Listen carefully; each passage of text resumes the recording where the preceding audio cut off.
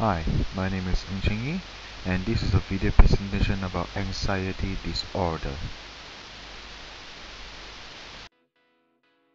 Anxiety disorder.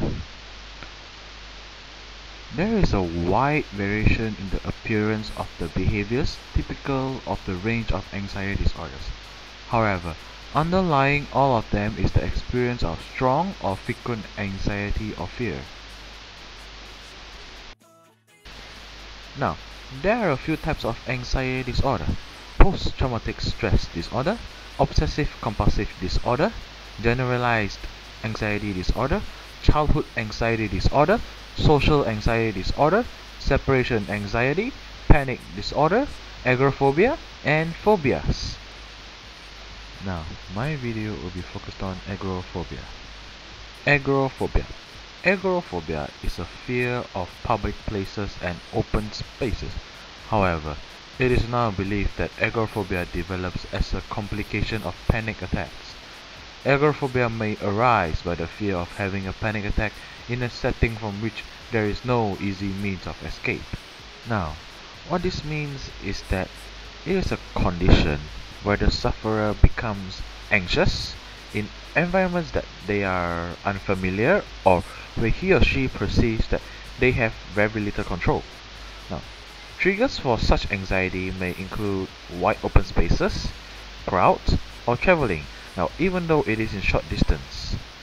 Agoraphobia is often, but not always, compounded by a fear of social embarrassment, as the agoraphobic fears the onset of a panic attack and appearing distraught in public.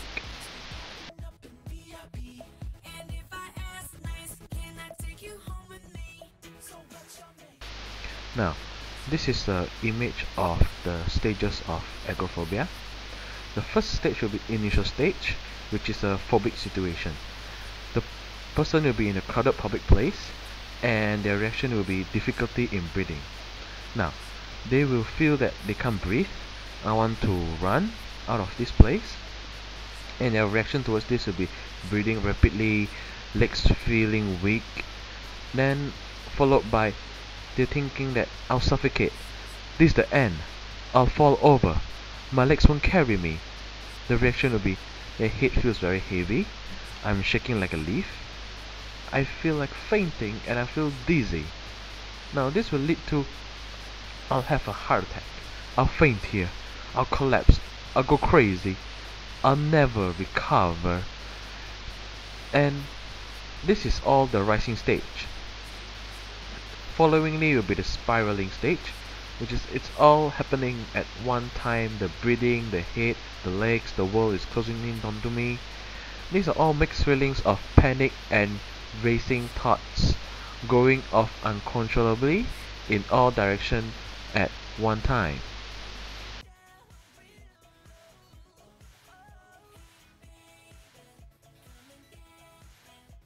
Now, my case study is about a guy named Jim. His age is 67. He had never had any nerve problems in his life, according to his family. However, after suffering from a stroke, in which he lost his movement on the left side of his body and fell, hurting his face and arm, he developed debilitating fears. Jim's physical therapist is surprised at the degree of his restriction. The therapist says that Jim does not have enough strength. He simply becomes very fearful when walking when someone is not nearby. When pressed, Jim agrees he has a great fear of falling. Of course I'm scared. I could fall at any time and break my hip. Oddly, he is not reassured either by his physical therapist telling him that he is very unlikely to fall, nor by descriptions of other stroke sufferers who regain their independence. Jim's case is one of agoraphobia, literally fear of the marketplace. Jim's case exemplifies another diagnostic difficulty in the elderly. They often tend to normalize anxious behavior by denying its existence or attributing it to realistic medical-related concerns. Unfortunately, Jim's case illustrates a very common problem, that of anxiety disorders compounding or amplifying a disability caused by medical events.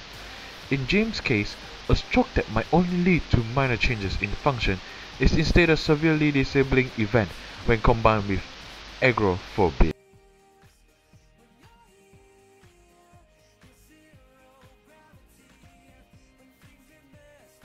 Symptoms of agoraphobia can be classified into three types, which are physical, psychological, and behavioral. Now for physical symptoms. For agoraphobia, usually only occurs when you find yourself in a situation or environment that causes anxiety. However, many people with agoraphobia rarely experience any physical symptoms because they deliberately avoid situations that make them anxious.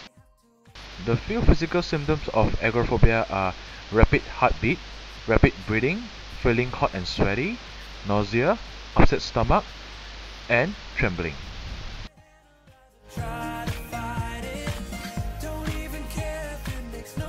Followingly would be the psychological symptom. The psychological symptom of agoraphobia are feelings or thoughts that are sometimes but not always related to the physical symptom. Psychological symptoms may include fear that a panic attack will make you look stupid or embarrassed in front of other people, fear that a panic attack will be life-threatening. For example, you may be worried that your heart will stop or that you will be unable to breathe. Fear that you would be unable to escape from a place or situation if you were to have a panic attack. Fear that you are losing your sanity. Fear that you may tremble and blush in front of people. Now, for behavioral symptoms. Under behavioral symptoms, there are obsessive and depressive behavior, avoiding any situation that could lead to any of the physical and psychological reactions mentioned before, not being able to leave the house for long periods of time, tolerating a situation but with considerable fear and anxiety, needing to be with someone you trust when going anywhere, avoiding being far away from home, avoiding physical activity due to a fear that it will lead to a panic attack.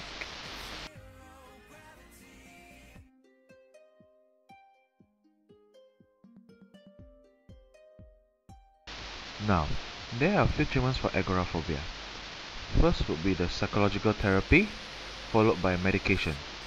Under psychological therapy, there are cognitive behavioral therapy and exposure therapy. Whereas for medication, there is selective serotonin reuptake inhibitors and beta blockers.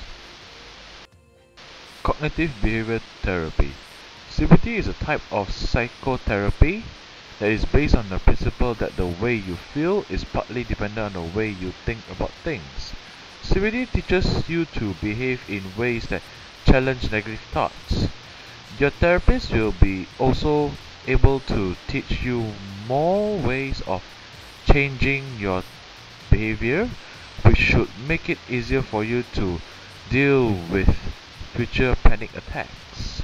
Your treatment will usually involve having a weekly 1-to-1 hour session. Followingly would be exposure therapy. Exposure therapy is another type of psychotherapy that is sometimes used to treat agoraphobia. It involves being gradually exposed to the object or situation that is feared and using relaxation techniques to help reduce anxiety. Now, the next treatment would be medicine.